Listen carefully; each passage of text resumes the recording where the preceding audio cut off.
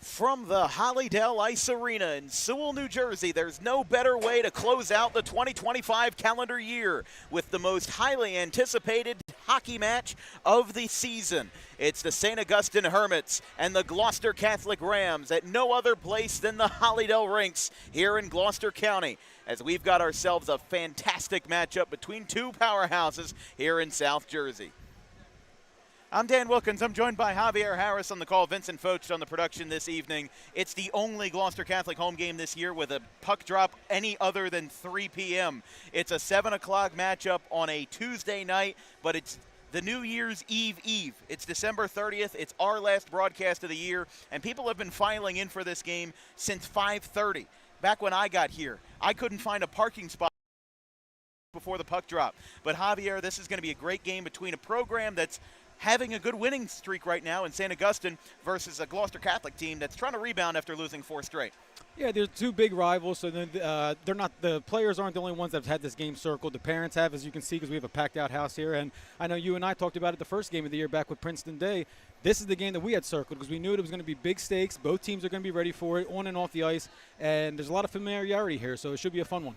Yeah, well, this game is going to be physical. It's going to be a little bit personal, and that's just how it is. The St. Augustine Hermits coming into this one 5-1, with the Gordon American being right atop their division right now. They have handed Don Bosco Prep their only loss of the year, and both teams have played Don Bosco twice. So that's one thing that you can use as a little bit of an indicator is these teams' common opponents. And they don't have too many, but St. Augustine and GC have both played the Iron Men twice. GC has lost to them handily in both appearances. Meanwhile, St. Augustine has held their own in both matchups, including an opening night win over Don Bosco. So how do you see that as a bit of a maybe foreshadower to how this game's going to play out today? Yeah, especially with a common opponent as strong as Don Bosco. Like you said, St. Augustine, they were the only ones to actually hand Don Bosco a loss this year. It was a 2-1 win back in it was their first game of the year.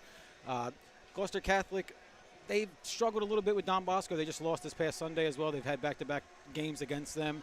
But you expect to struggle against a team like Don Bosco, especially with a team as young as Gloucester Catholic is. So this will definitely be a good barometer for both teams to match up today.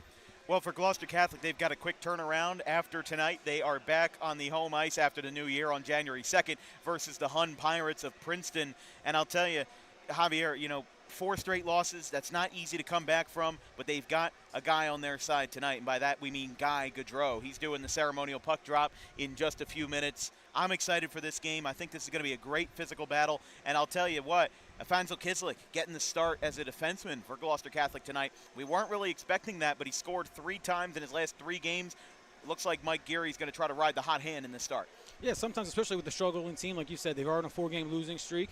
You got to mix things up, and it's a guy like Kislik who's had goals in 4 of his last 5. Why not insert him, and hopefully the guys rally around him, and he can, prove to be a big difference maker today in this game. And for St. Augustine, one of their best players to watch is Carmine Laspada. He scored twice versus Gloucester Catholic when these two played last year. And I think that this is a rivalry where there isn't a lot of love lost. There is a lot of excitement between these teams. You've got the Richland Rowdies in the house for St. Augustine. You've got GC student section. There's a lot to like about a good rivalry, especially between two parochial schools that have been nipping at the bud for pretty much all season. We interviewed Gloucester Catholic players in November as a part of our media day, and every single one of them said what they were looking forward to most this season was this game right now. The Zamboni just finished up on the ice. We're going to take a quick break. We've got St. Augustine and Gloucester Catholic. It's cinematic hockey right here, right now. I'm Dan Wilkins, Javier Harris on the call, Vincent Focht on the production. We'll be back in just a moment for the ceremonial puck drop, the national anthem, and hockey here in Sewell.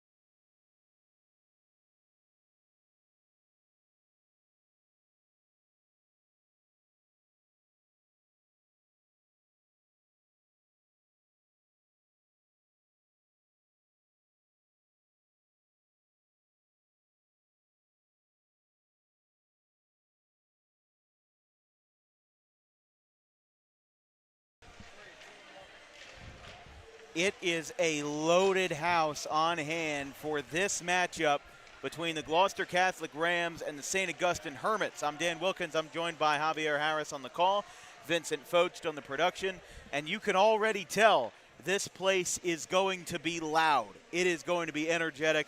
This is the most excited I've ever been for a hockey game. I've called 5 of them for GC already this year, and this is easily the one that everyone had circled on their calendar. So we'll see what we've got in store tonight. But Javier, again, this is a Gloucester Catholic team that's lost 4 in a row, and this may be their most personal game yet. They haven't beaten St. Augustine since December, almost 3 years to the day, back in 2022. There was even a point during this 4-game head-to-head skid versus the Hermits that St. Augustine beat them 11-1. They certainly, win or lose, they want a result better than what happened about a year or 2 ago. But everybody's getting lined up. We mentioned that we're going to have Guy Gaudreau here, the coach, to have the ceremonial puck drop, and when they have the, when they get the public address on, we will crank up our mics, our crowd mic. We will take a back seat, and we'll introduce that puck drop there for Guy Gaudreau. But the referees are on the ice. We've had about 7 minutes of warm-ups. We're running obviously a little bit behind schedule, about 15 minutes or so, but we'll get ready to go. As we mentioned, St. Augustine 3-2 on the season in the Gordon American. And here's our public address announcer. Let's listen in.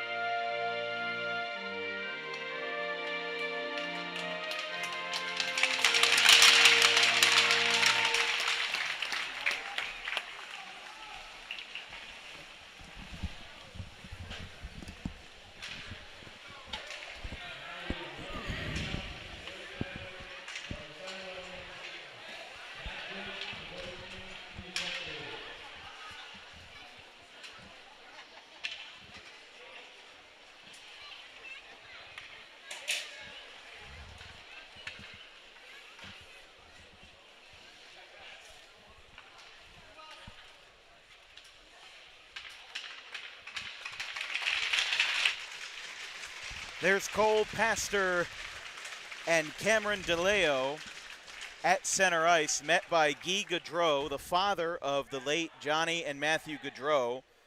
Was also a hockey player at Norwich, scored 88 goals in his time in the 70s, and is also a member of the Vermont Sports Hall of Fame. So a strong figure tonight in the house for such a strong game. St. Augustine, last time we covered them on DWB was April of 2024 in a baseball game versus Audubon. Of course, we know Gloucester Catholic, we're familiar with the Rams, a little bit unfamiliar with the Hermits, but there are hundreds of people in this building tonight. KJ Williams in net for the Hermits. Richie Geyser in net for the Rams. And look above Williams, packed beyond the windows of the bar and grill upstairs. People packed below the bar and grill. We've got every single square inch of wood and metal covered tonight in Sewell, New Jersey for the St. Augustine Hermits and the Gloucester Catholic Rams. We've got 15 minutes in each period. 5 on the ice for the blue and gold. We're underway. Here in Sewell, St. Augustine with first possession over to Jake King, the defenseman. We've got lineups for the Hermits. We got lineups for both sides as we'll go over here to the middle. KJ Williams in goal, George Reynolds and Jake King, the defenseman.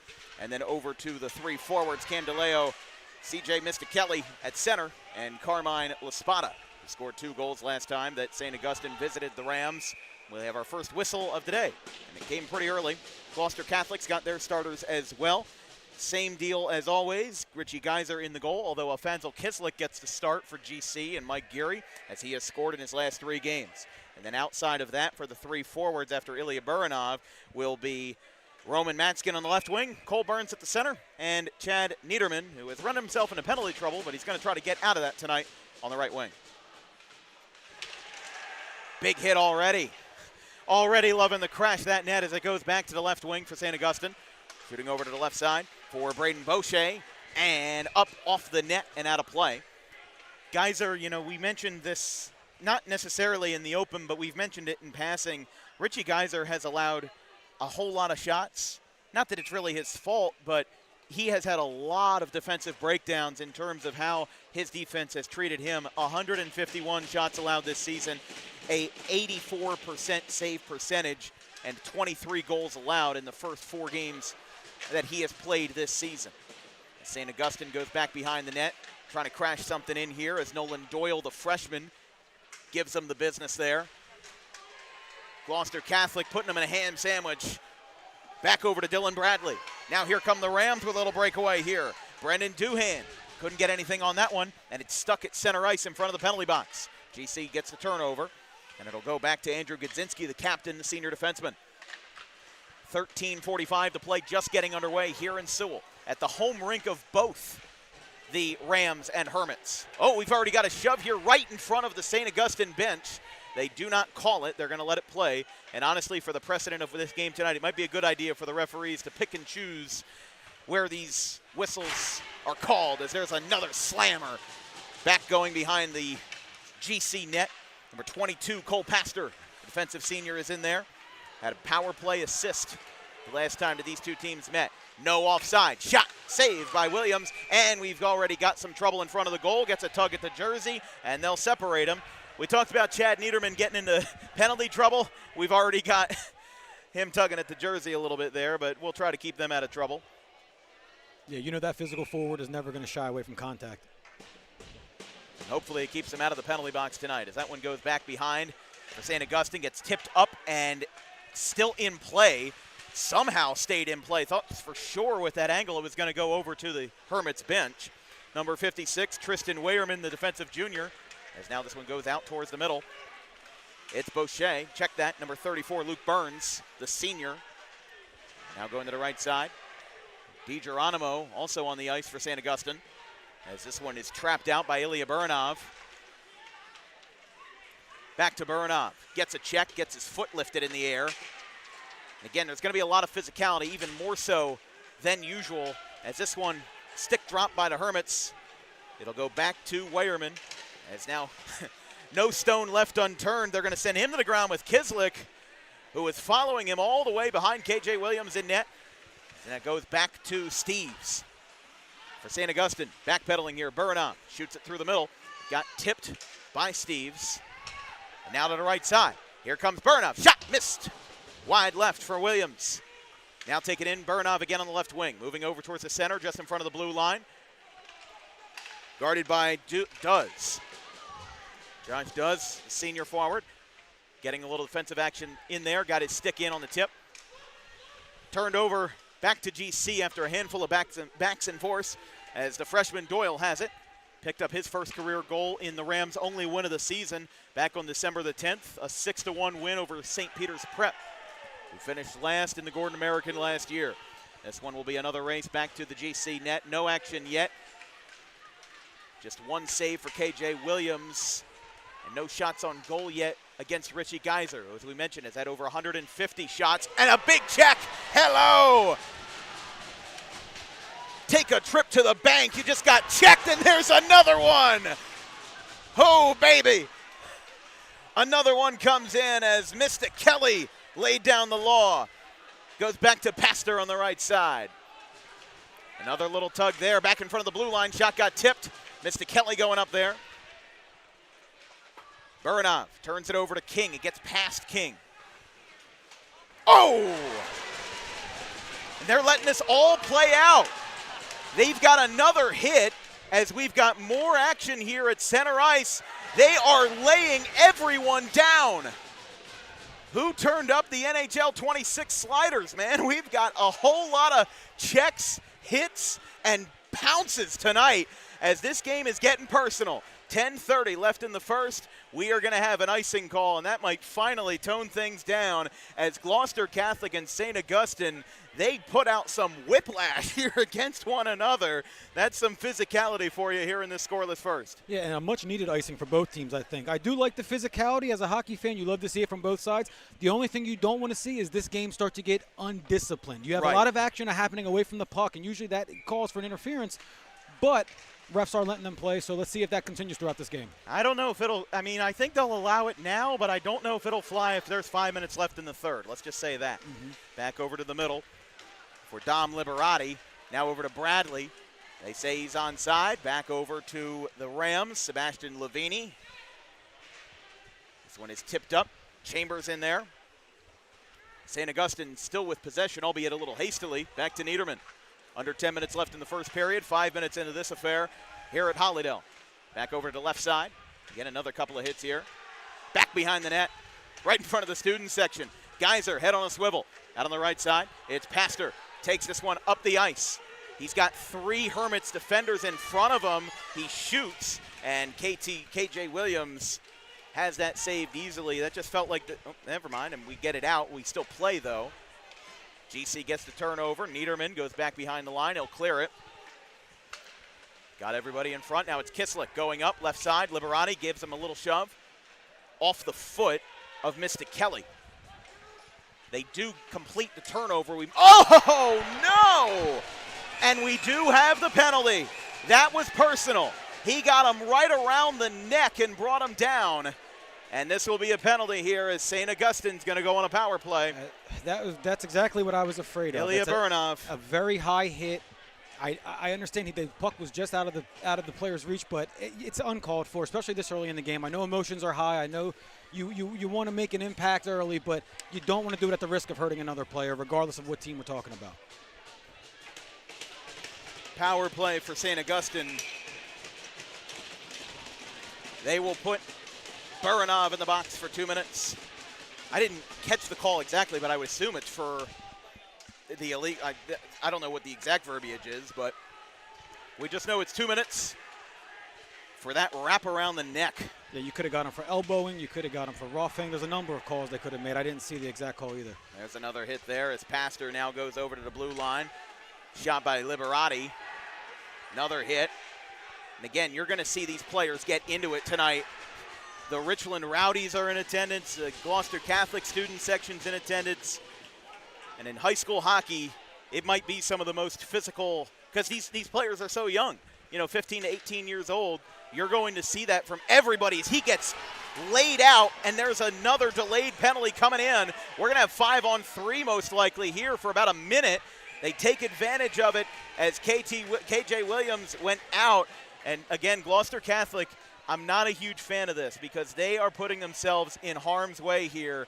When you retaliate against St. Augustine, if St. Augustine comes back and if they score on this 5-on-3 as Niederman's going to go into the box, I mean, it just feels like you're just playing right now to get cheap hits. And if you do that and they score, they're going to have a lot of, let's just say, retaliatory ammo that could get your way. You don't want this game to become ugly. Yeah, I guarantee if St. Augustine capitalizes on one of these two power plays, the hitting will stop from Gloucester Catholic. Yeah, that's the unfortunate thing here is we've got 5-on-3 for about 45 seconds. That one's off the right post. So close that time from the defenseman Reynolds. George Reynolds, the sophomore. No goals this year, but an assist versus Don Bosco. Taking his time, right wing, Reynolds. Over the middle, shot. Rattles out. GC clears it, not for long though, as Reynolds still has possession. It tips up off of Geyser, and they're unable to get it out. Shot saved, Geyser back out to the left wing. Back over to Chalmers. 30 seconds left on the 5-on-3. Reynolds shoots. Saved by Geyser. He gets run over. Hermits stay alive. Off the chest. Back another one. And it's cleared. Wow. KJ Williams will take this one.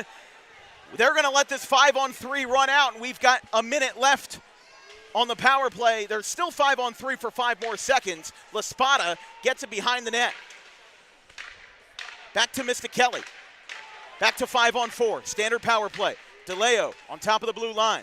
Back to center ice, or back to the center, excuse me. Low look pass. Shot. Save. Goal! Christian DeLeo strikes first for the Hermits. And the power play goal puts STA up front 1-0.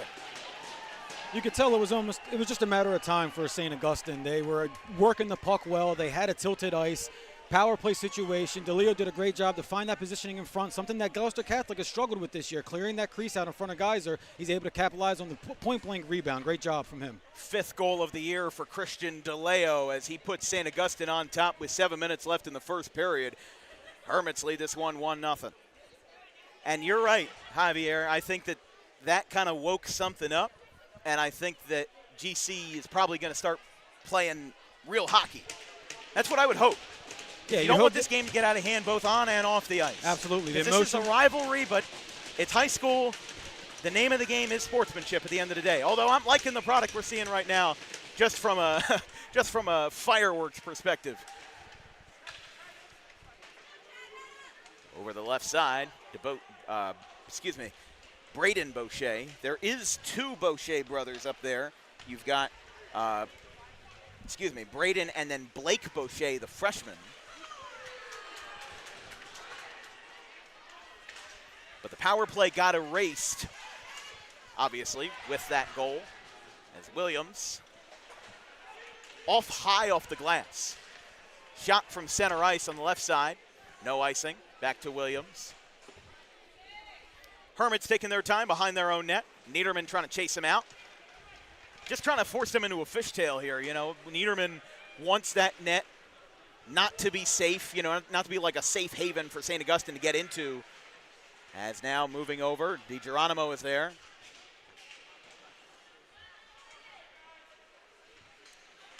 Puck comes out again. It emerges for King. Ooh. Pass got deflected. Cole Pastor came in. There's another hit. No whistles. Play stays alive. Again, that was another wraparound where he hit him pretty high up. They've got a man on the ground in Niederman. Geary wanted a penalty. They don't get it. And now it's back over to the right side. GC possession. Going to Gedzinski. Lets it fly. No whistles. We stay alive. King. Another check there from Gedzinski. And now Chalmers has a chance to bring this one up. There's 2 defenders on 1. They say it's onside. Chalmers shoots. Couldn't get the 1-2 punch to fall with Whitehurst. Now it's back over to the left side. Right in front of the penalty box at center ice. Chalmers is there. Back turned. Shot off the crossbar. Can't get any closer than that. That was a laser As now GC has it again, but it's turned over. Here comes Bradley, wide well to the right. Now up against the glass, we've got a check, a hit. I don't know if they said, do we have a penalty coming, or? Super impressed by that St. Augustine. Must have gone out of bounds then. I believe so, yeah. It's hard to tell where I'm not saying it's hard to tell where the glass ends and where the net begins, but it definitely is not a clear-cut boundary. And just with how quick the puck is moving, that's why the professionals get paid what they do to call these games. St. Augustine back behind the blue line, gets a check there from Alana Bellin. She gets in on the fire. We've got some more whistles here at the end of the play. 4:40 to play in the first period. I'm Dan Wilkins, joined by Javier Harris, Vincent Focht of Camden County College on the production. It's our last of 213 broadcasts here in this calendar year. From January 2nd at Cherokee to December 30th here at Hollydale. It's been a great year as another big hit. He slides head first into the boards. Another check right behind Williams. They let it play on. Now it's back over to the left side, trying to get him from behind. They do not. Buranov gets back in there. Remember, Buranov and Niederman have both been assessed penalties tonight, as that pass doesn't go anywhere, and it's a quick turnover. Got a quick wraparound. Geyser was unable to stop the puck as it was parading around the boards. LaSpada in there. Over to Kislik, who dumps it off to Godzinski. Now on the right side, it's offside. No doubt there. He was too far ahead of the blue line, and that'll be offside. Yeah, it's unfortunate, too, because Gloucester Catholic had numbers. They had a 3-on-2 developing. They looked like they could have had an offensive chance there, but just a little bit early there, so they're going to take it right outside back to the center ice. I mean, hey, holding St. Augustine to 1 goal in the first period, I think is better than some people thought. For a team that's lost 4 straight, gave up 9 goals to Don Bosco on the 17th. Check that on the 18th. And they lost to Don Bosco in both of their back-to-back appearances on the 17th and the 28th. 4-1 was their last final. That puck got checked up into the GC bench. This broadcast is brought to you by Harper Driving School. Over 90% of students who take their New Jersey State driving test with Harper pass on the first attempt. Book an appointment today at Suite 4 of the Total Turf Complex in Pittman, 614 Lambs Road. Just got behind Geyser there on the right side as we resume play with 3 minutes and change in the first period here from the Hollydale Ice Arena. Braden Boucher. That would be a shock if he was on the ice. Now I see why they're charging admission. Although I wonder if there's a relation. I mean, you don't know. You never know. There's two Absolutely. Boucher brothers. Maybe that should have been a part of our pregame prep. But now on the right side, another big check, sent it to the ground. Paul Lavina. Liberati, wide left. I think that puck got tipped a couple of times. Wide shot, just high off the glass. Liberati continuing to go. Shift change for GC. Liberati will bring this one up as GC still, their guys took a little while to get onto the ice. As now in the mix is Geronimo and Motzkin. Bit of a standstill. A holding pattern right behind Geyser. Emerging with it will be Pastor. Back to the left side, too strong, but it's going to ricochet right back in front. Williams fishes it out and now gets it off the boards on the near corner. It'll go back over to Whitehurst. He passes it to Chalmers. Chalmers defended by Kislik. He gets a tough shot with the backhand. Second chance. Geyser stands strong. Kislik comes out of it. 2:30 to play. This one will roll back. They will say no icing. Thought for sure they would have it, but there might have been some contact in the interim as it now goes back to the Hermits. Just beyond center ice, another big hit. Chalmers goes down. Another handful of hits coming in. Here comes a breakaway. Shot, backhand, couldn't go. Another big hit. King takes him down. We've got a delayed penalty coming, and it'll be against the, let's see here. It's going to be against King. Yeah, that was a nasty hit. He's probably going to get called for boarding here. It looks like, I believe it was number 46 for, it was Justin Martone. He was trying to get the puck in behind the net, and shoulders were squared. He took a dirty hit, and, now we got Gloucester Catholic on the power play. That is Jake King, who has 2 assists this season. Who goes to the box for 2, and that'll bring us to a power play for 90% of what remains in this first period. We'll have 15 seconds left when King can reemerge from the penalty box. It's not 5-on-3 like St. Augustine had, but to be fair, St. Augustine didn't score on the 5-on-3. They scored on the standard power play with the goal by DeLeo. That one got tipped up. Kislik going over. And again, we're kind of in a holding pattern here with how this game is evolving right now. GC wants to give St. Augustine as few opportunities to cut down the ice as they can, because St. Augustine's going to work so fast. They've got so many laser shots. But think of it in like basketball. You've got a zone defense where you have to keep at least one man open, but you kind of have to hover. Because you're down a man, you have to have at least one guy open, because that's how the math works. And if you can find a way to cover two birds with one stone, that's a good way to kill a power play. We're already a minute into the power play here. About a minute and 5. That ball got tipped, puck got tipped up. Bit of a small hit there against Motzkin. Spinning around Burns, back behind Williams. That puck just emerged from thin air. And now St. Augustine has it again. 50 seconds remain on the power play. Wrapping around the boards. Braden Boucher is there. Back over to Geyser, no icing. Staying alive, under a minute left. Like we said, this power play will bring us to 15 seconds. As now another stall, another holding pattern. GC back behind their own net. They now ride. Here comes Pastor. They're onside. Right side. Shoots. Couldn't get it. Just got past Williams, who extended his stick. Now it goes back to Gadzinski. Gadzinski pumps it to the right side. Finds Kislik. Back behind the blue line. They say it's not offside. He wasn't fully off, so they did not have to clear it. 5 seconds in the power play. A huge power play kill for St. Augustine as they'll let this one clear. And with 15 seconds left, St. Augustine picks up a huge defensive stop. Down a man. Buranov gets hit into the bench. 7 seconds. Moving over now is Pastor. Coming from behind is Laspada.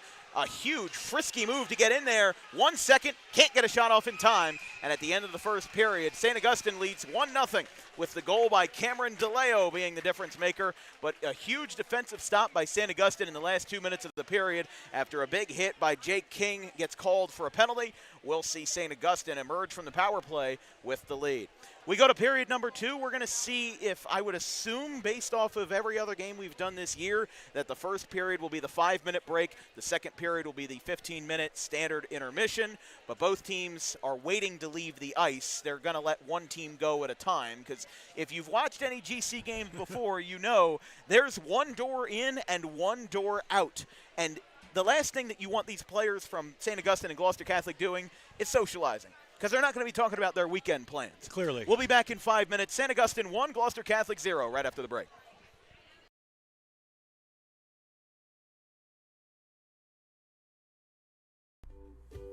In life, the road ahead is full of possibilities, but to navigate it safely, you need the right skills.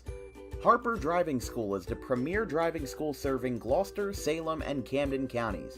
With experienced instructors, many of whom are teachers in local schools, we are dedicated to your success and will help you master the road with confidence. With an over 9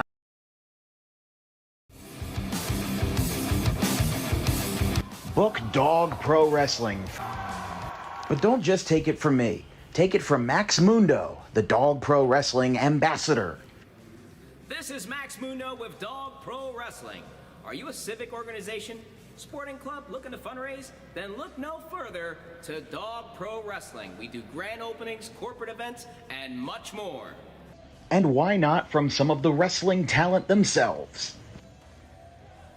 I'm Vinny the Fixer, and I'm the champion of Dog Professional Wrestling. If you want to book the best, come see us. We're the cream of the crop. We'll come to any fundraiser you can think of. Just name the place, and we'll show up. This is the upstanding Dylan Mesh, and for the entirety of my professional wrestling career, dog wrestling has been a mainstay for where I like to wrestle. So you can believe me when I say that it is quality. And I'm upstanding. I'm the only opinion you need. Yeah! It's your boy Gabriel Hodder here with my man Matthew Oman, and if you want your events to be all fight, no flight, then book Dog Wrestling so you can witness true primal fear. Woo!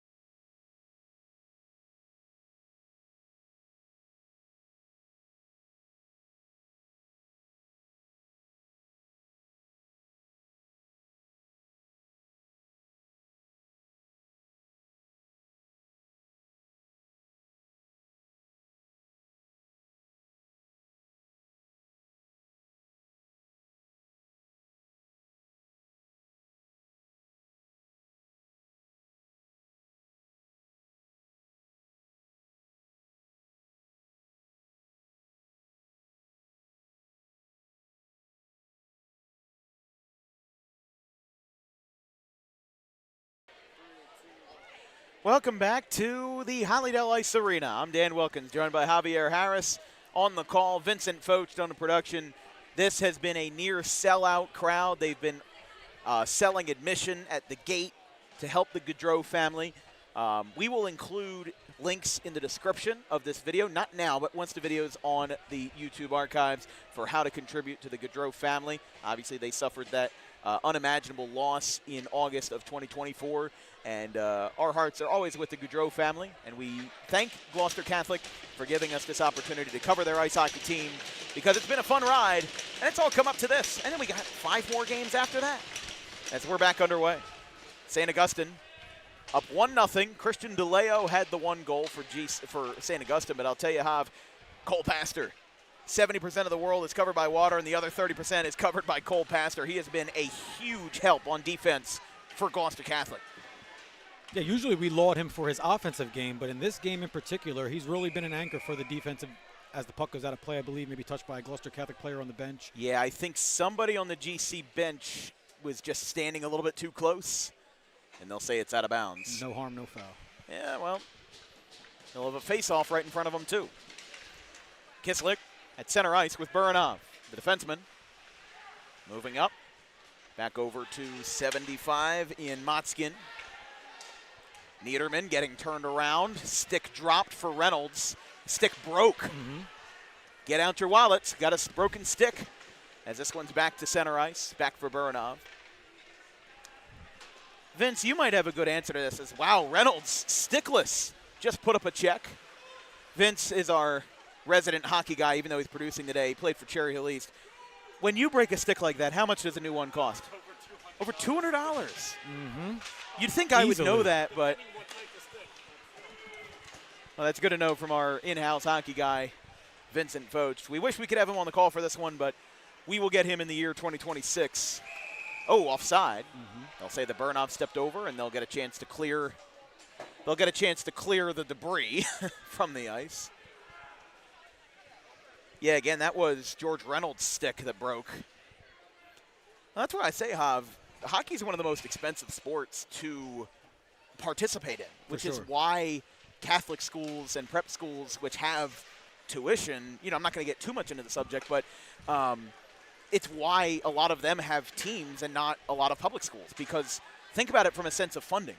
It's very difficult for something like a public school to get funded, so you have these big public schools like Washington Township, Clearview, Kingsway, Cherokee, Lenape. They have these club teams where, everything's kind of a little bit more hodgepodge. It's still organized, and it's just under a different banner, not under the NJSIAA. But I would imagine running a state-sanctioned hockey team like GC or St. Augustine is probably a lot more difficult than people would imagine. Absolutely. Think about it for baseball. Need a hat, glove, jersey, pants, and a couple other things. Football, you just need jersey, shoulder pads. You don't even need a ball. Basketball, all you need, jersey, shorts, and a ball. That's all you need. But in hockey, there's so many different pieces of equipment that go into it. And when we were talking about how expensive a stick is, you can even get a good aluminum baseball bat for under $100. Maybe $200 if you're looking for something luxurious, like something high-end. But we're back in action with 13 minutes to play. Wide open shot by Chalmers. Geyser deflected it with the right shoulder. This one is trapped by Geyser, and he gets the glove in there. And you can see, the refs always come in quickly to make sure that nobody says anything that they shouldn't. But these refs have been flying, or after the puck goes out of play, just because of the magnitude of how this game's going to go. Yeah, and rightfully so. After the fireworks we saw in the first few minutes of this game, they don't want to take any chances of letting this get. In the NJSIAA, 3 disqualifications in the regular season is enough to disqualify a team, an entire team, from the playoffs. We saw that happen. The most controversial example in recent years is Camden, boys basketball. They had an altercation that happened in their rivalry with Camden East Side, and several players left the bench, and that was what disqualified them from the playoffs. Or you could say the Anthony Knox controversy at St. John Vianney, as this one is over on the right side. Kislik moving around, got burned past, or I should say he burnt several St. Augustine defenders. Kislik with a shot. Williams got it out. You can hear the roar of the crowd in anticipation as this puck will fall short. And now back on the complete opposite end of the ice. Some more hits back and forth. Williams will take this one. KJ Williams, 81 shots faced this year, a 90.1 save percentage, 6 whole percentage points higher than Richie Geyser with an 84.8%. Now behind at the net for GC. Martone was in on that one. And now here comes Burns. Cole Burns, 4-on-1. He just tried to get a shot off to KJ Williams, and it didn't go. Yeah, GC just had their best scoring opportunity there. It was a great setup. Kislik found a spot. It was point-blank range, but KJ Williams was able to move right to left, get his body in front of that spot, and made it a wonderful save. Saved the shutout for him and keeps his team in it. So we'll have the face-off here. 11-16 to play in period number 2. St. Augustine up 1-0, as we mentioned. Christian DeLeo had the goal for the Hermits, his 5th of the season. Burns gets trapped, stick slashes against the glass, and now it's over to the right wing. Shot got tipped a couple times from the direction of Pastor. Man down there in Doyle. Now St. Augustine trying to drive. Number 11, Carmine Laspada, excuse me. Thinking too much of food, Javier. It is later than our normal games. That is true. Over at center ice. Tipped up. Don't see a lot of pucks go up that way. I mean, there is the giant sign that says watch out for flying pucks, but haven't seen any come our way. Knock on wood. I don't want a black eye tomorrow. As this one's over on a save by Geyser. Got taken on the right knee pad. With his back turned, it'll be cleared by Triolo. Triolo was the one to pick it up, and now this one is wrapped around the boards, and we've got a somewhat late icing call, but they called it nonetheless. I was going to say I didn't see anything else that would have warranted not being an icing, but they got it on its way back around, and GC will now have another good scoring opportunity. And Javier, I think you're right. When we were talking about Cole Burns earlier, we were talking about his scoring opportunities for GC. I think that GC's best scoring opportunities are not in the face-off circle. Kind of like in basketball. Your best shooting opportunities are sometimes not when you are inbounding under your own basket. There's sometimes when you have a breakaway, you have a fast break, and you've got an outnumbered level of defenders all over you. This one's backpedaling to center ice, but GC keeps possession. It's going to hit the roof, and it will be out of play. The relatively low roof here at Hollydale. I mean, it's low enough to where from where we are in the press box, I can go up and I can touch the roof. My 6-foot stature, but still on the ice for hockey rinks in general, it's a relatively low roof. Absolutely. You know, if you go to the Flyer skate zone in Medford, they almost never have that problem. So I'm not saying it's a venue issue, but I'm also saying that it's, you know, it's something that's relatively unique to this, as that shot by Bradley popped in and out of the glove of Geyser. Ooh. Big check, as now a can of corn right to Geyser in his glove. And with 9:42 to play, it's still 1-0 St. Augustine. This broadcast is brought to you by the South Jersey chapter of the National Adult Baseball Association. Registration is open for the 2026 spring season with over 20 teams across 4 competitive divisions. Visit SouthJerseyNABA.com for more information. And if you'd like to become a sponsor of Dan Wilkins Broadcasting for your small business, you can send us an email with an advertising inquiry at thedanwilkinsshow@gmail.com.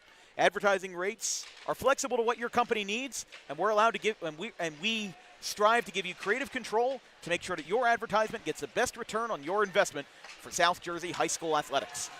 Send us an email again at thedanwilkinsshow@gmail.com for more information.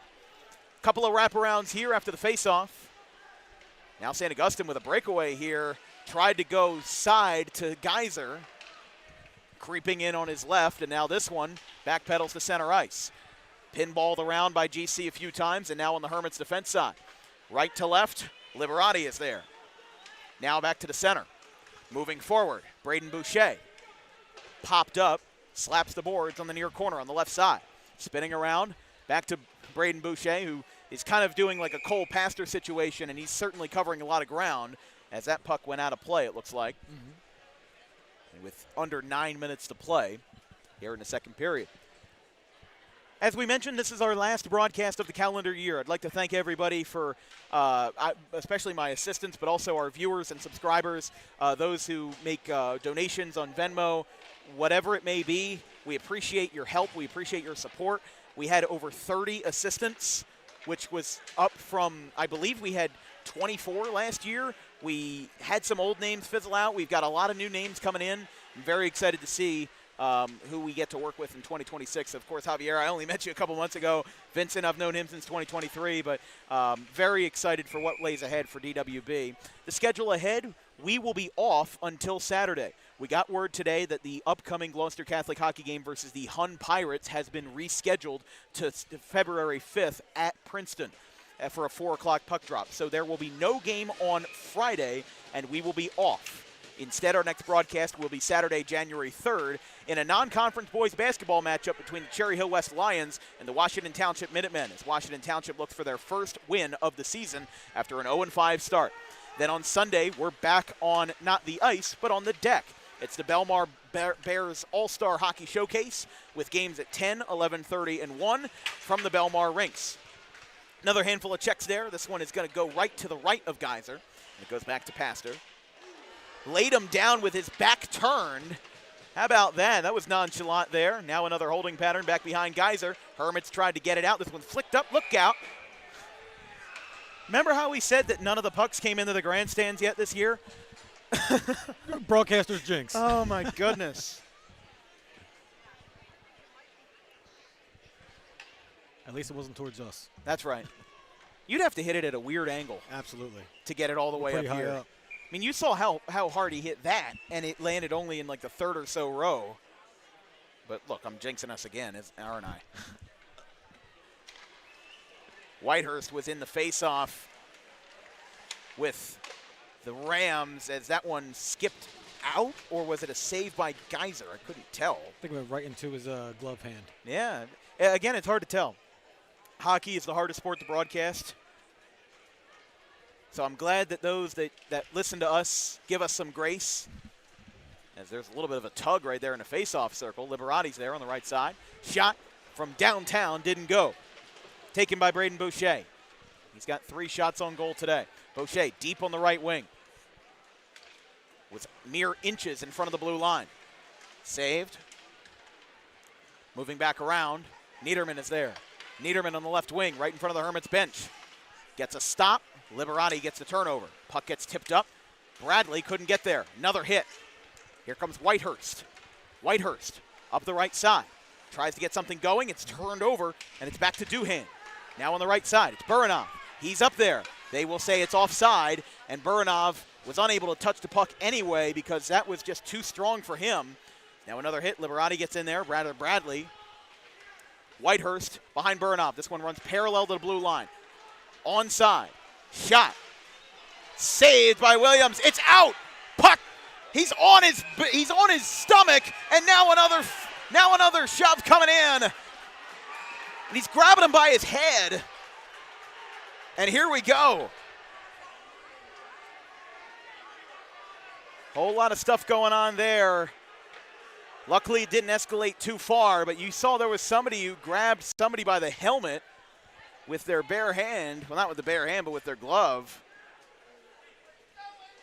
Yeah, anytime you lose sight of the puck there in the crease and the goalie has to kind of just sprawl out and stay still, and you're going to get a lot of contact because those defensive players are trained to clear the crease, clear that area. So when they have when the Gloucester Catholic Rams are all over the place, I don't think there was anything too crazy, though, so I don't know if there's going to be a penalty here. There was some standing around in front of the penalty box, but we are now going to have a face-off from the offside circle just in front of the GC bench. The ref is still talking to the GC bench, or excuse me, the St. Augustine bench. I'm not sure there. Yeah, I think everybody's still looking for an explanation. Yeah. They were talking to one of the coaches. Not sure if that's head coach Roman Amarato, but it's one of them. And now it looks like Mike Geary is looking for an explanation as well. Yeah, so this is going to constitute a further delay. I think both Amarato and Geary were confused with the call, but we're going to have a face-off from the offside circle.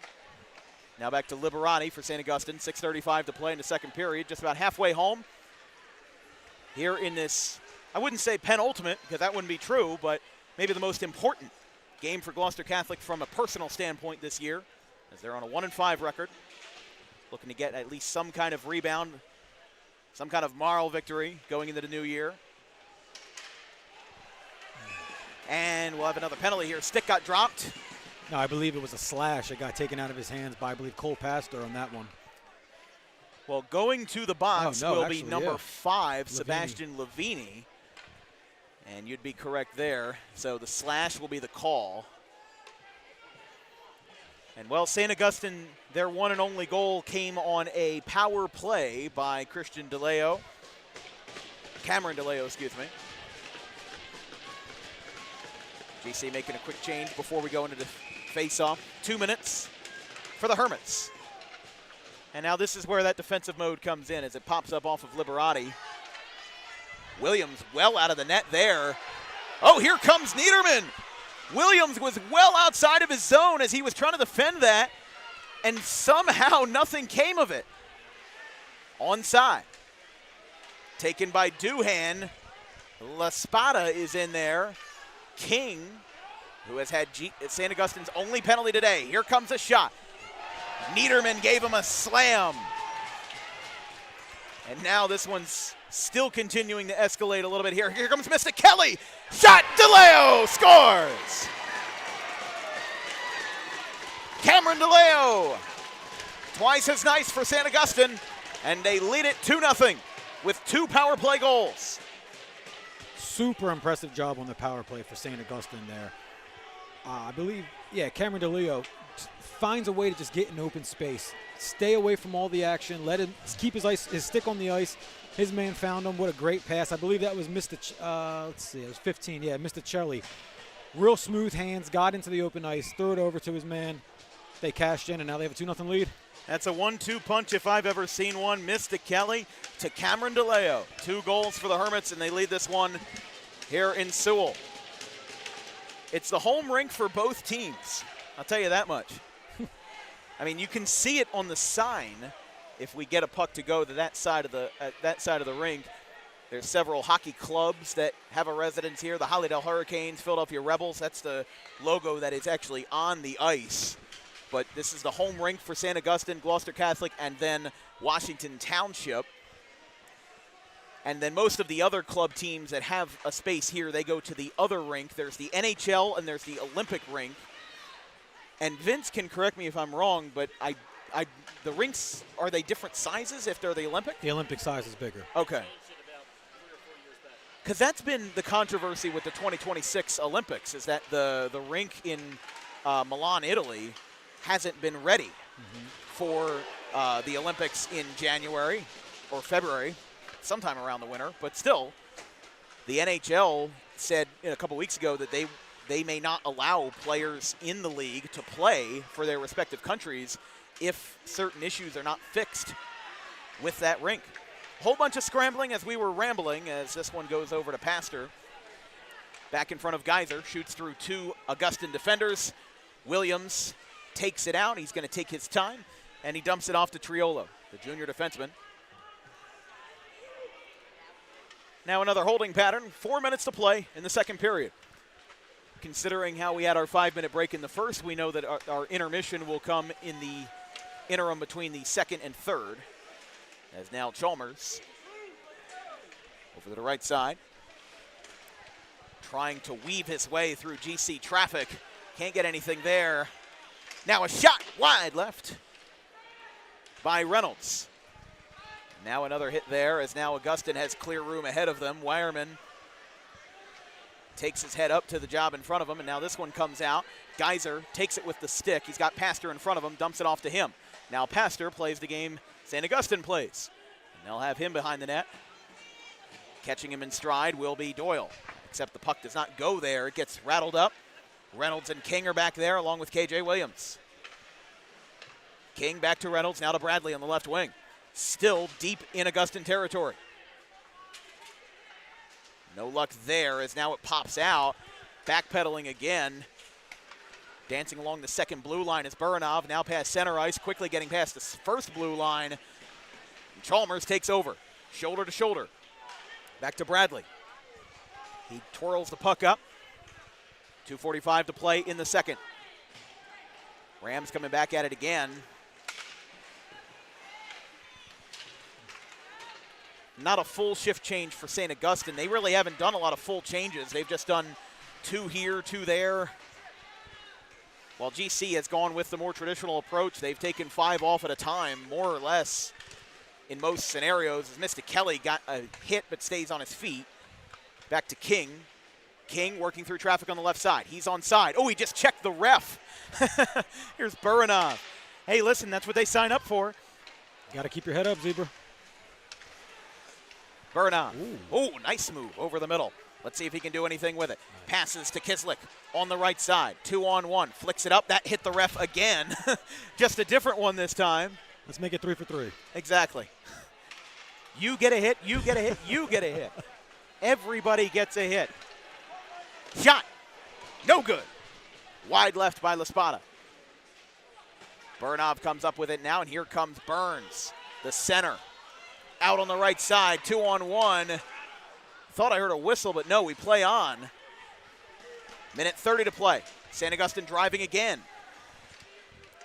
Back over the middle. And again, nothing but daylight for St. Augustine as they take their time. Closest man to him is Motzkin. That was a bit of a close call there. Now over the middle for Braden Boucher. Wraps it around the board. That looked like it hit one of the windows and deflected back in, so it wasn't a clean wraparound. One of those metal pegs that is holding up the pieces of glass. As there's 1 minute, St. Augustine in GC territory. It goes back, and we've got a whistle here. Net's off the moorings, it looks like, and the back official was trying to get it fixed, but I don't think she could when the mid-play. Yeah, the net got dislodged a little bit in front of KJ Williams, so the clock will stop with about 57 seconds left. And we'll have time for a little bit more action.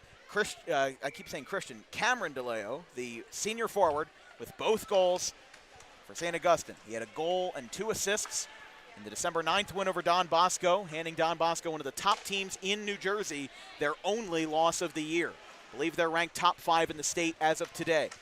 As this one gets trapped a little bit, St. Augustine now can kind of get in a clock preservation mode. There isn't really much time to do anything methodical with 45 seconds left. Just a quick run and gun. See if you can get a couple of shots off, get guys that are a little bit more uncomfortable, and go into the intermission with at least a 2-goal lead. Because at this point, 25 seconds, your goal is stopping Gloucester Catholic instead of advancing your own. Almost a 1-2 punch there with Motzkin. 15 seconds. St. Augustine driving. Back over to Chalmers. Chalmers on the left wing. Shot got popped up. Still back behind Geyser. Geyser keeps his head on a swivel. Sticks in the air. Man down. That's Burns.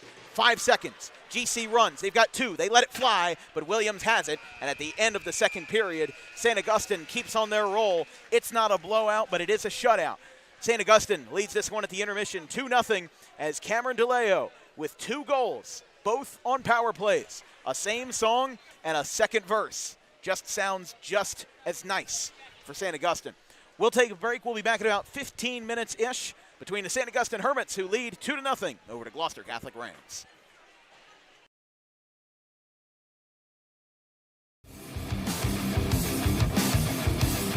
Book Dog Pro Wrestling for your next event, for the greatest action that New Jersey Pro Wrestling has to offer.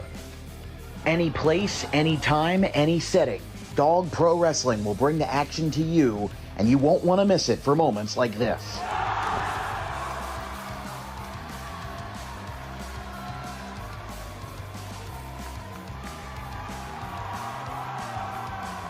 But don't just take it from Max Mundo, the Dog Pro Wrestling ambassador. This is Max Mundo with Dog Pro Wrestling. Are you a civic organization, sporting club looking to fundraise? Then look no further to Dog Pro Wrestling. We do grand openings, corporate events, and much more.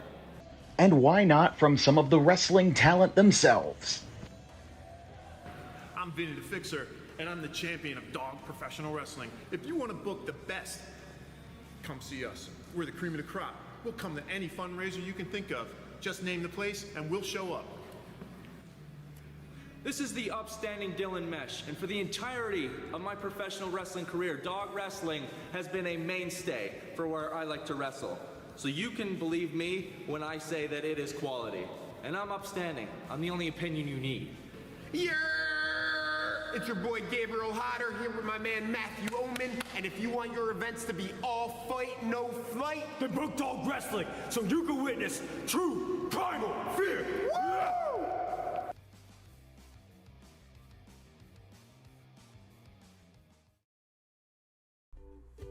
In life, the road ahead is full of possibilities, but to navigate it safely, you need the right skills. Harper Driving School is the premier driving school serving Gloucester, Salem, and Camden counties. With experienced instructors, many of whom are teachers in local schools, we are dedicated to your success and will help you master the road with confidence.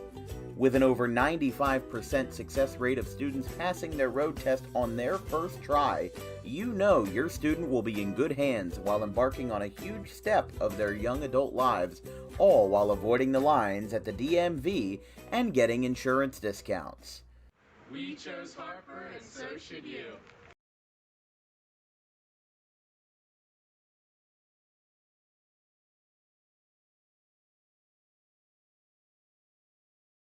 Ogley to end the day for Luke Pokrovsky. Little pop-up, first base side, he calls for it, and for the first time in 33 years, the Charlotte Cougars will hoist the trophy and face Middlesex on Monday. 4-3, Cougars win it. And in the battle of green and gold, the trophy stays true with the visitors. What a finish! And Shalleck will pack their bags for Middlesex and the Blue Jays when the weekend turns around to Monday.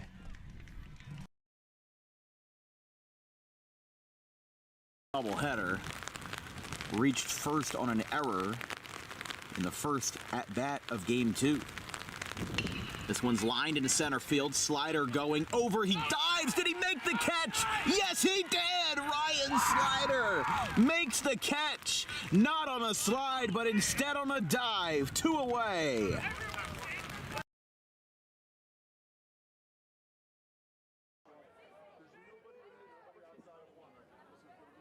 So after the holding call to be 1st and 20, as now rolling out to the right side, he's got a little bit of room to run. On a QB rush, he's going to get a first down. There's no flags, and how about this for 61 yards? Anthony Gaetano with a QB rush that works to perfection. He hugs the sideline, and Anthony Gaetano gets the scoring started for the Red Hawks at 7-6.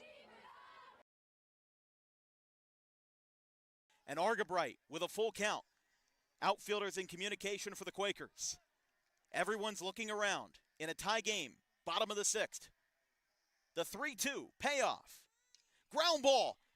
It's going to get over the head of Tolbert into left field. That's a base hit.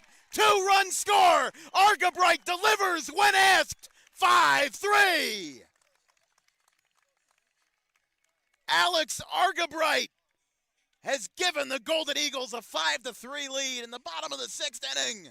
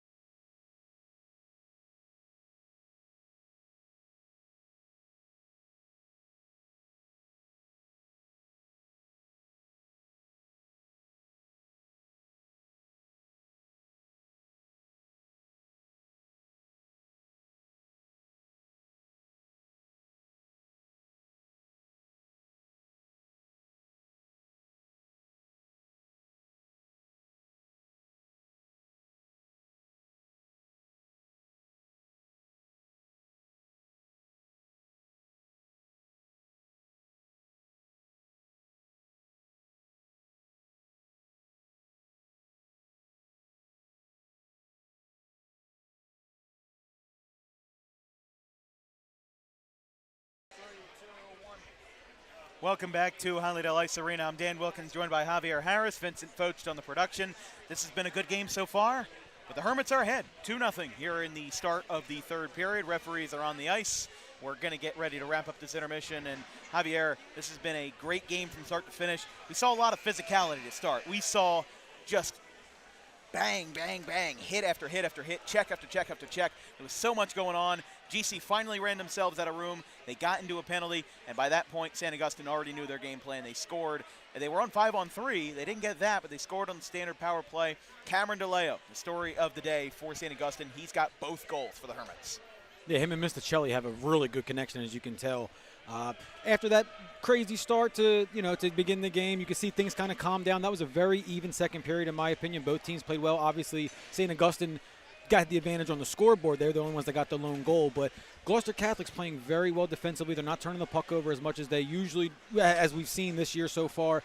The main thing they need to do is just make smarter passes. They're trying to hit you're a baseball guy. They're trying to hit the home run instead of just getting guys on base and knock them around. Sometimes that home run pass will lead to those turnovers, but it hasn't hurt them yet. But I want to see a little more methodical action in the offensive zone when Gloucester Catholic gets the puck. Yeah, this game is not over for Gloucester Catholic. I would say if St. Augustine scores another goal, it may be. Mm-hmm. But right now, sometimes the worst lead that you can have is a 2-goal lead, and that's exactly what St. Augustine has right now. They'll need to settle in, they'll need to lock down, and they'll need to make sure that they kind of keep everything natural. Let's just say that. No dirty checks, no big hits. I mean, you can hit a little bit, but they don't want to run themselves into trouble. They want to emerge as the upper hand, just both from a sense of winning the game and also just winning as a hockey team, winning as somebody who can, go into this new calendar year with a high spirit in addition to high talent as well. But Javier, before we wrap this up, both teams are at their benches. Your thoughts on this game overall so far and how it's gone? I think that they just have to, by they I mean Gloucester Catholic. Gloucester Catholic really has to look for scoring opportunities, get the puck in deep, and get a little pressure on KJ Williams. I think we're going to be in for a good finish here. Let's take a quick break. We've got 2-0 St. Augustine over GC.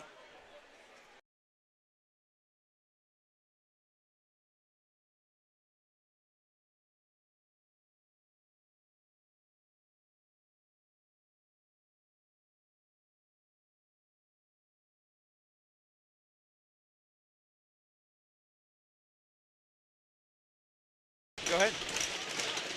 We told you it'd be a quick break. Listen to those sticks. We're underway. Period number 3, ready to go here in Sewell, New Jersey, heart of Gloucester County. St. Augustine leads Gloucester Catholic 2-0. We mentioned before the intermission, this is the home rink for both teams. This Holydale Ice Arena, one of the few hockey venues in South Jersey, hosting 2 rinks, the Olympic rink, and this is the NHL rink. There are high school games played on both as, whoa, look out. That stick went way up in the air, and that was 51. That was Jay Chalmers. That stick almost hit the roof, and then a shove ensued as he was going to recover it. As this one gets flicked up, back again for Whitehurst. Shot saved by Richie Geiser, and the score remains 2-0. The crowd has not wavered, though. The Richland folks down below, the Gloucester Catholic folks above. I would imagine there's some intermingling there between St. Augustine and Gloucester Catholic fans. But either way, that's what makes this venue so cool, that overhang looking over the rink. Just so cool, all the things you can find here at Holydale. As we get back underway with the face-off, La Spada got in on it. Pastor spinning around now for DeLeo. He's already got 2 goals today. He is the only goal scorer for St. Augustine, both on power plays. Now Burns gets a hit. King kind of missed him.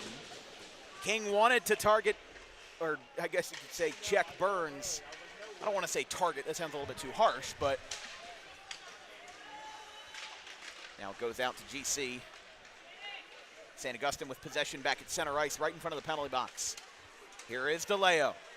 Slap shot off the face mask of Geiser. And we stay rolling. That one hit off the side of the net. St. Augustine tried to crash it again. Couldn't get anything there. We continue to roll with the new cut of ice here on the NHL rink here in Sewell. That puck rattles around. It's back to Reynolds. George Reynolds this season, 1 assist versus Don Bosco in their second meeting. on December the 14th that hits high off the glass, still in play. Back over to Burinov, the defenseman and the starter for GC. Here comes Kislik, 3 goals in his last 3 games, and now KJ Williams saves it. As we mentioned in the open way back yonder, that Afonso Kislik, and another shove here. It happened right in front of the referee. Is Kislik going to get called for a penalty here for the shove after the whistle? I mean, that was a very late shove. I don't know if they're just separating them or if they're going to take them off the ice. They take Reynolds off. So no penalty, but Kislik got into it a little bit. Kislik, as we mentioned, Mike Geary starting the hot hand, 3 goals in his last 3 games, which has been a silver lining in the midst of a 4-game losing streak by Gloucester Catholic. Fading towards the middle, would have been a great 1-2 punch, and in the middle of it was 62 in Paul Lavina.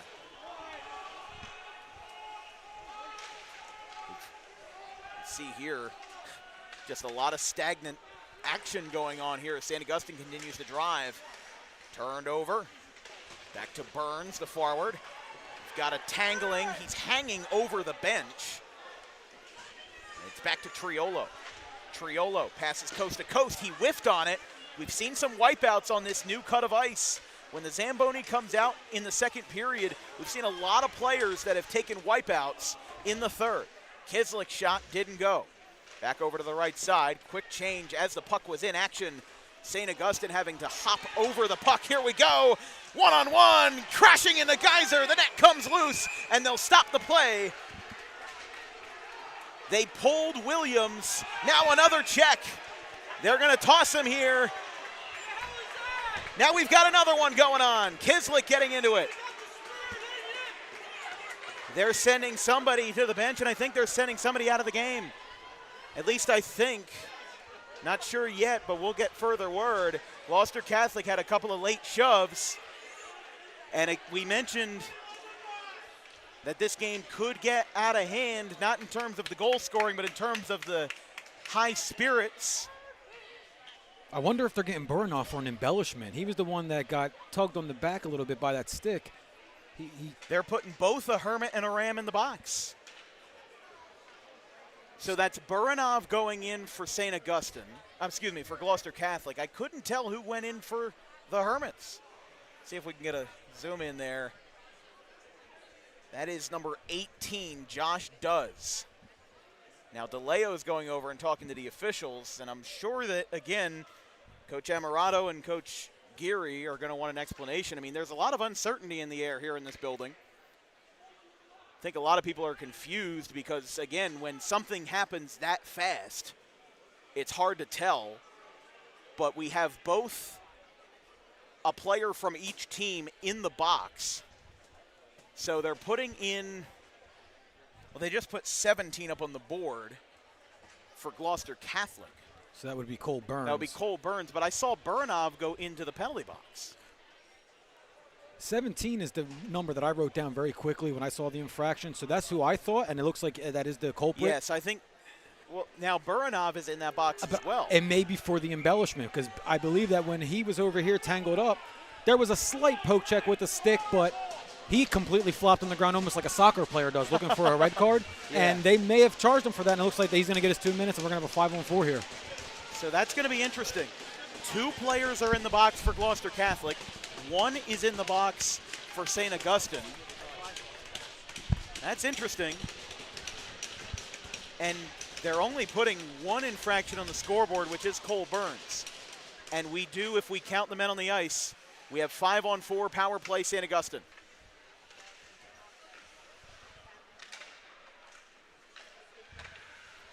Two minutes. We have over 11 and a half to play. As here comes the Rams. Kislik trying to get something out of this. It's flicked away by Mr. Kelly. Mr. Kelly, the sophomore, a goal and 4 assists this season. Most recently, actually had 3 of them in the December 11th victory versus Holy Ghost Prep, the Catholic school in Philadelphia. Minute 15 to play on the power play. Left wing, shot, DeLeo, couldn't get it. Second chance, it emerges from Richie Geyser. Now it's back to Liberati. Over on the left wing for Mr. Kelly. Couldn't get anything there. Another back and forth. Back to Liberati. He pump fakes. Very good fake. Back to DeLeo. He gets taken out from underneath him. Gets the rug pulled. And now St. Augustine continues to hold on to the possession after the charge by Duhan. Tried to sneak up there behind the Hermit attacker, and a can of corn lined from King right to Geyser, and another shove and another settlement. This is going to continue to happen, and it's going to escalate. Something will burst. You can feel, and no pun intended, you can feel the Geyser building here in Hollydale. But that's how it is. St. Augustine and Gloucester Catholic. If you asked anybody of any generation what the most prolific rivalry in South Jersey Catholic school athletics would be, it would probably be this. Yeah, you could say Eustis PVI. Yeah, you could say Camden Catholic and maybe even Camden Catholic PVI.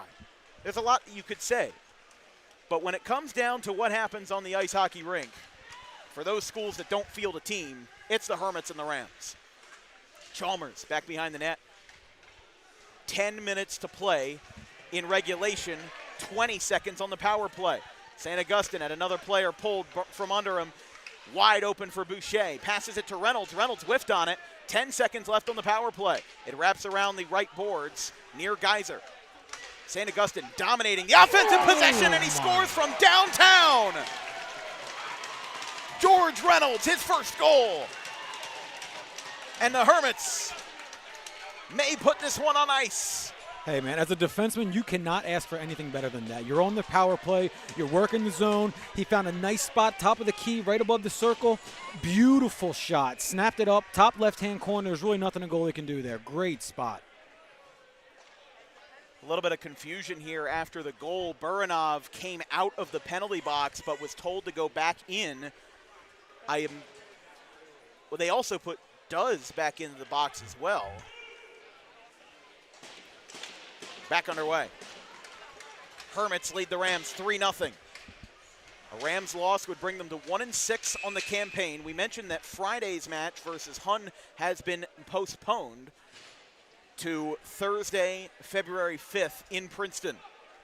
That will be the last regular season game for Gloucester Catholic. I don't have any rhyme or reason as to why it was postponed, but that's just the message.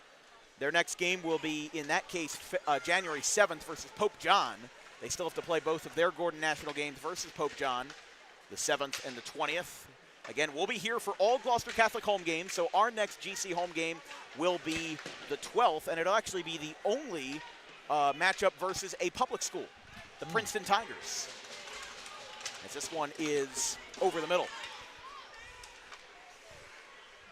All players out of the box. We're back to full strength. Got another hit. Lavina getting into it. Now on the left side. Again, it's just going to continue to build as this game goes on. Gloucester Catholic in a bit of a jam here. St. Augustine not leaving any space to room on the defensive zone. As this one goes back out to La Spada. Able to recover it was Niederman, but now he goes down to a knee, and the Hermits are driving. Now at center ice, quickly passing the first and second blue lines. That got deflected off of a blade, and now the Rams are coming up. They're onside, but they lost it. And now barely keeping his balance was Motzkin. Still in front of the net, can't get it to go. King and Niederman get together. Still trapped behind the net. King is there. Buranov out for it. And losing the stick that time was DiGeronimo. Another big hit. Niederman went toe-to-toe, and he got hit. King and Niederman went one-on-one. They both tried to hit each other, and advantage King. Back out to the Hermits. Right in front of center ice. Blake Boucher, the freshman, he's into the game.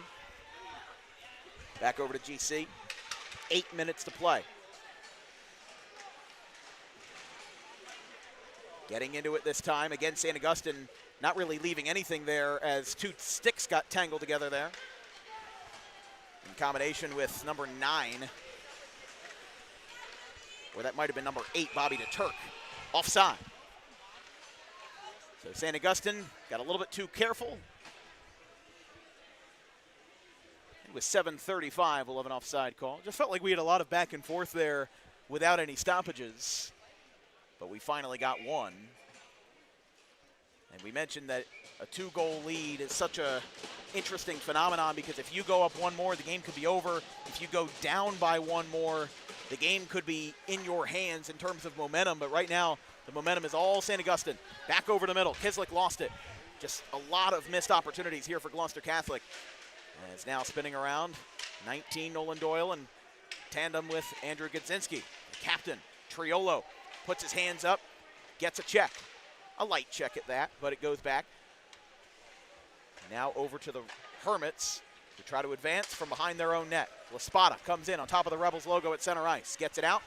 Another big hit. Not a big hit, but Buranov gets in there as he lost the puck. Almost a great wraparound by Laspada, but Geyser stands strong. As we mentioned, he's faced over 150 shots allowed in the first 4 games of the season that he has played. Here comes a chance. Kislik, slide! Stopped by Wireman. Now another chance. The sticks are clanging on the Hermits bench. Here comes another chance. Up and over KJ Williams. And now it's back to DeLeo. Shot missed. Hermits have the possession. DeLeo on the left wing. He's looking for a hat trick. He's got 2 of 3 goals for the Hermits today. As DeLeo couldn't get that one to fall. And right to Geyser, who saves it. And another shove. Again, they gotta get this settled down because things could get really ugly here. We had a game between St. Peter's and Gloucester Catholic that was a little bit like this. And the referees got to get them separated because you don't want this thing to get ugly. The physicality is good to a point, but you got to keep the sportsmanship. You got to keep a cool head, especially in high school athletics. You know, we've seen. I haven't broadcasted it personally, but there's been club ice hockey games with universities that have had a tendency to go super out of hand because of the fact that it's less regulated. You know, it's not beer league, but it's kind of the Wild West, if you will. I mean, Rowan has a club hockey team, and they actually play Division I schools like Delaware and Penn, Lehigh, other Division I programs in the NCAA, but they're aligned a whole lot differently when it comes to club hockey at the collegiate level because so few schools have actual NCAA sanctioned ice hockey teams. Absolutely. Like Western Michigan, Denver, who else am I thinking Boston. of? Boston College and Boston University. Yeah, absolutely. I mean, it's a big thing up in the Northeast. We are in the Northeast. 6 minutes to play. 5:45 to be exact. Moving over. Out on the left wing, went coast to coast on top of the blue line. Brian, I keep saying Brian. Braden Boucher. It's Braden Boucher and Blake Boucher, number 37. As we mentioned, Blake Boucher is a freshman making his first varsity start, first varsity appearance, that is, this evening. Buranov on top of the blue line, able to kind of shovel it with the left-handed swing. Now back behind the net. Nice move around by Braden Boucher. Another little tango there as Buranov got trapped. Still a lot of possessions changing here. Niederman tries to fish it out from Steeves. Samuel Steeves, the sophomore.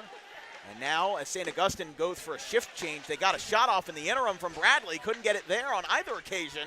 And now it turns over to Burns. Gedzinski checked that. Back to Kislik. We mentioned he's been the hot hand, and he's been why Mike Geary started him today. 3 goals in his last 3 games in the midst of a losing streak. Bradley tried to get through the door as the puck was coming his way, and as St. Augustine was making a substitution. Here comes Steve for his first goal, didn't go. Shot it straight over the middle, but too much mustard on that one. Now it's back over to Buranov. Only man there. Gets it to Kislik. Kislik in heavy traffic. Couldn't get it there, and King gets it out. Back over to Duz. Josh Duz, an assist this year in that big win over Holy Ghost Prep of PA. They won that game 5-1 back on December the 11th. They started off 2-0. They lost 2 games as a save by Williams. They beat Don Bosco 3-2. They beat Holy Ghost 5-1. They then lost to Don Bosco 2-1, and then 4-2 to Del Barton, which is off to an amazing start already. 5-0-2 after winning 22 matches last year. They already have 2 ties, actually, but Del Barton more or less plays a regional schedule. playing a lot of out-of-state teams. Del Barton, the #1 team in the state with NJ.com's rankings. After today, St. Augustine goes at home to Princeton Day at 3:05 p.m. And then Christian Brothers Academy of the Shore Conference on the 7th. There's a lot of hockey teams out in the Shore Conference. There's a good bunch of them, public and private, that have them. As that shot saved by Geyser with a nice little scoop by Burns, and now another big hit right in front of the goal. Here we This go. is that escalation we were talking about, although it does settle. Referees got in there really quickly there as Richie Geyser looked like he was able to emerge from it. You can see some more chirping from Motzkin. And again, you can't imagine that handshake line is going to have any weekend plans on it between these two teams. As going to the bench will be Nicholas Kolodzi. I don't know how involved he was in that altercation. We're going to have a penalty here, it looks like.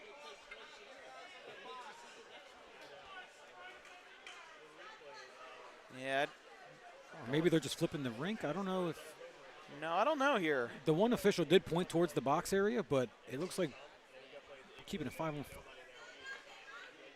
There's Martone temporarily coming off the bench. Yeah, again, listen, I'm not a hockey official, and I have no qualifications to be a hockey official, but if I'm them in this situation, I think that a penalty, as here comes DeLeo, shoveled, Geyser stays strong. Shovels through, and DeLeo couldn't get there, and they whistle it dead. Geyser's stick came out, and DeLeo's stick came out as well. I think Boronov might have knocked it out of his hands here.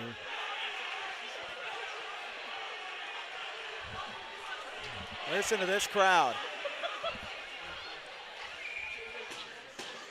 The student sections are loving it. It's a bit of a tango there. Again, no penalty. Will reset.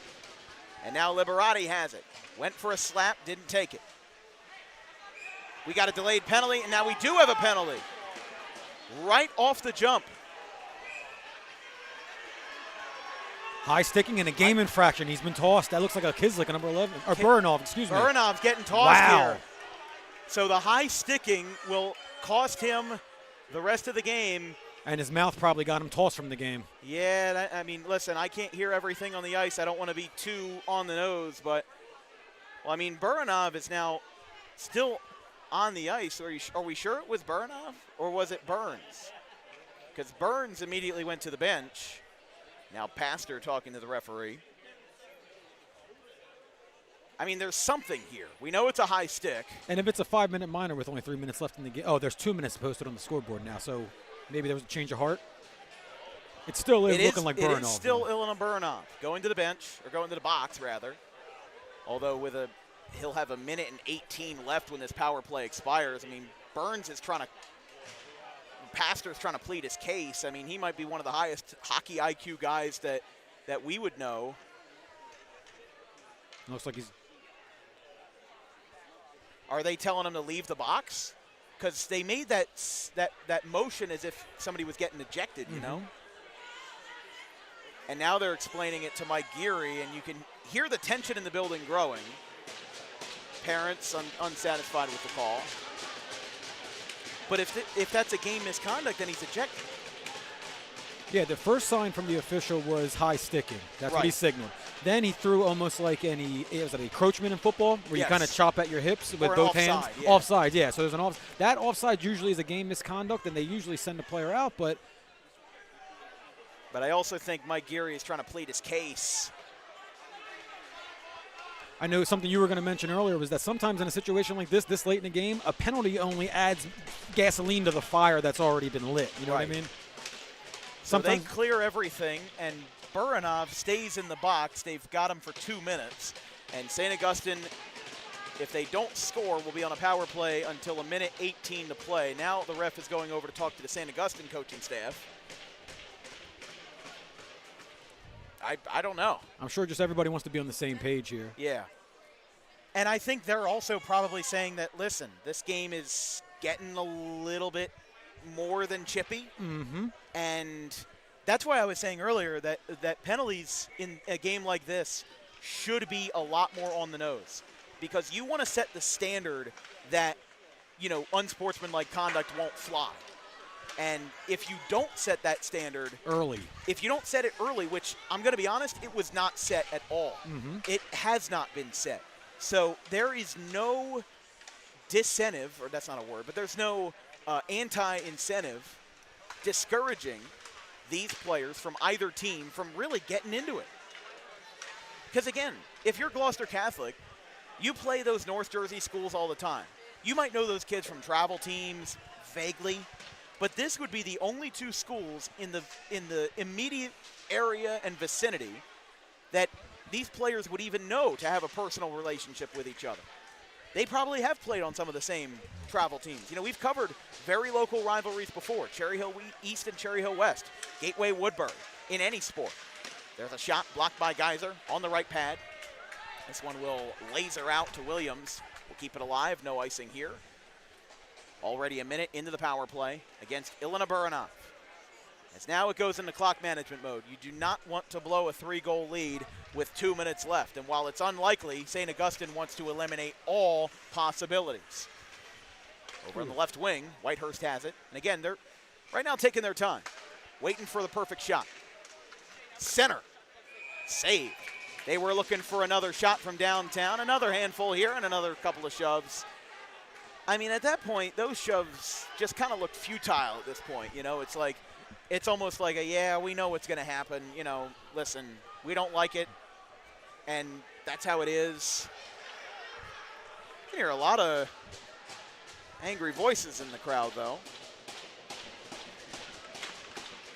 As a little bit of a shovel there on the face-off. Not really a clear possession there. Niederman was able to block the shot from the left wing by Triolo, and Lavina got in there. Now Niederman gets a breakaway, has a little bit of a chance. The only guy he's got to burn out is 56. Can't get anything there. It goes up and over Duhan, and another opportunity does not play. 10 seconds remaining in the power play, coast to coast. Triolo inside the face-off circle. Niederman guarding closely. Now out, shot up, knocked down, and a big check with the puck glancing from his hand. And a minute 10, back to, that's 56, Tristan Weyerman. 1 minute to play in the St. Augustine GC rivalry. St. Augustine with a win would win their second straight after a 3-0 win over LaSalle Prep of Pennsylvania. And then they go on the road to play Princeton Day. Stick comes out, another tango. Steves is going to go to the bench as his stick went wide. There's 40 seconds left and counting. Kislik gets a shove. And again, I would love to see what this handshake line is like as KJ Williams and another one. Again, it's just going to continue to be like this with 34 seconds on the clock. Hard to tell the scoreboard here with there's a light partially obstructing the scoreboard. But the Hermits will be on their way to win number 4 on the season, and Gloucester Catholic will still continue to reel into the new year in the midst of a 5-game losing streak. They were going to look to turn it over versus Hun on Friday, but as we mentioned, that game got rescheduled to early February, and they won't play until the 7th when they go up to Sparta, New Jersey to play Pope John. 25 seconds, Chalmers getting into it here. Spinning around, now back to Pastor. Pastor to defenseman, as we mentioned, a silver lining for GC in an imminent loss. Back to the middle, 13 seconds. Back to Duz. Chalmers chops him, 8 seconds. Gloucester Catholic taking their time here. Kislik gets a shot off, and with 3 seconds left, they'll let it go. The St. Augustine Hermits, for the 5th straight time, have won this one here on their home rink. As the final score is St. Augustine 3, Gloucester Catholic 0. A shutout of the Rams in this one where the Hermits come back strong with 1 goal in the first, 1 goal in the second, and 1 goal in the third. In a penalty-ridden game that saw a lot of shoves, saw a lot of, let's just say, unfriendly handshakes, saw this game come to a great conclusion. St. Augustine just stayed true to themselves all throughout. And I would say that they weren't even really the instigators of all that. And you can see the two goalies sharing love for each other there, KJ Williams and Richie Geyser, as even in a heated rivalry, it comes down to the handshake line at the end. the game is done. The final is over. You just don't want anybody saying anything that they shouldn't at the end of the day. But at the end of the day, St. Augustine wins this one 3-0. But yeah, I mean, listen, very interesting game. I did like the fact that Williams and Geyser had that, had the gentleman's hug there. Yeah, maybe that set the tone for the rest of the line. I would say the goalies have the most respect for each other as opponents. Mm-hmm. Listen, what happens on the ice is on the ice. I'm glad to see that this game is staying civil. I mean, there's some Gloucester City police officers that are here today. The Gloucester Catholic Athletic Department brought in some extra security just in case this game got a little bit chippy. But again, these are, at the end of the day, these are the two local teams in South Jersey. There's only 3 private schools that even field a team, and they are GC, St. Augustine, and then Paul Sixth.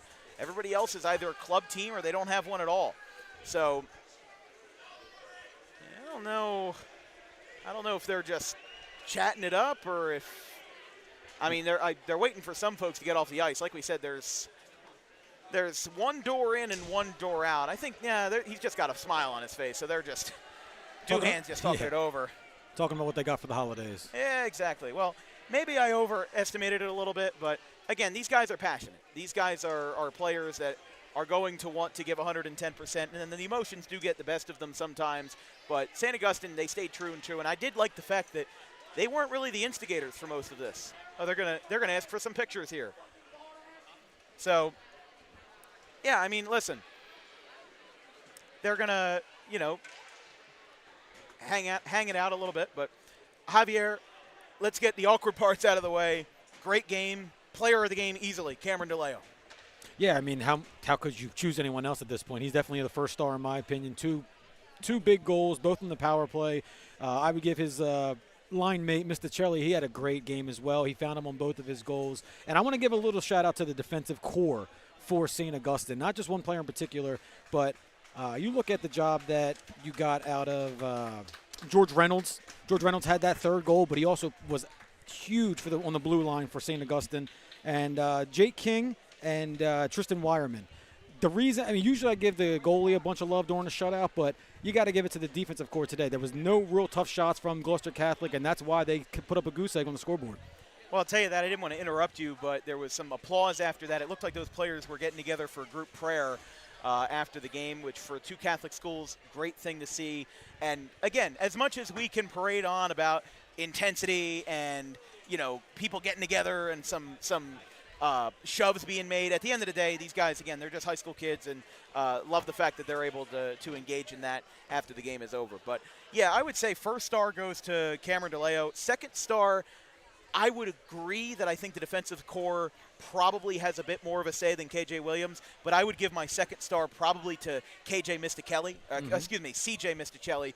He had that fantastic pass to Cameron DeLeo in that second goal that he had. It was right over the middle. He found his man to his right and then just slapped it in. He set him for a dime, and that's no better way to put it. I mean, that's who I would give it to for his assist. But, yes, the defensive core, if I could give it to one player, that would be great. And then third star, I don't know who I would give it to, but considering it's a shutout, I would say the best player on Gloucester Catholic today was Cole Pastor. He covered a lot of defensive ground. And, again, we are not that far removed at all from St. Augustine winning 11-1 over Gloucester Catholic and this arena being almost empty. Mm-hmm. But it was only 3 years ago that Gloucester Catholic beat St. Augustine in head-to-head play. So, yes, for what it's worth, it was a 3-0 loss for Gloucester Catholic, but given the recent history, GC played decently well. I don't love the fact that they were a little bit undisciplined there. I think that they instigated a lot of what happened on the ice in terms of just the physicality. I mean, I wasn't a fan at all, really, of how they were in the first couple of minutes of the game, where they were just checking for the sake of just checking. They weren't checking for the sake of actually setting up a play. They were just checking to get a rise out of somebody. Mm-hmm. And that's the one thing that I think that they should improve on. I think that they let the bright lights of this atmosphere and this top-of-the-line game get to them, and it cost them early, and it ended up costing them in the long run because directly off of that power play was Cam DeLeo's first goal. Yeah, and I was always coached when I was coming up playing hockey that you want the physicality to complement your game. You don't want the physicality to necessarily be the main part of your game. And you see why in a game like today, when you're undisciplined and you're looking for that physicality early, sometimes you keep your eye off the prize of getting the puck in the net, and they were kept off the scoreboard because of it. That'll be all for us tonight on Dan Wilkins Broadcasting. I'd like to say thank you to everybody who has supported us during this 2025 calendar year. 213 broadcasts, over 160,000 views. We have gone up over 1,500 subscribers. I believe we're up near 4,700 now on DWB, so we continue to rise. I appreciate everybody for the coverage this year. We had, I believe, games in 10 New Jersey counties. There's a lot that happened this year, a lot of new assistants, a lot of new people on the crew. And, again, as somebody who is 20 years old and owns an LLC business out of a community college, there is not an amount of words that I can say to say thank you to everybody who has supported us this year. And I couldn't think of a better, more intense, and more appropriate game to close out the new year. But don't wait, because we'll see you next year. We will see you on Saturday, January 3rd, for a non-conference boys basketball matchup between the Cherry Hill West Lions and the Washington Township Minutemen from Sewell, not too far from here, at 12 noon. From our entire crew, our social media coordinator, Haley Mejia, our graphics crew, Caleb Lane, Carson Rosso, and Fisher Gianotti, my producer, Vincent Focht of Camden County College, my color commentator, Javier Harris of the Connecticut School of Broadcasting, I'm Dan Wilkins. We will see you on Saturday for the Cherry Hill West and Washington Township non-conference game to close out the 2025 year. St. Augustine 3, Gloucester Catholic 0. Have a good one, folks.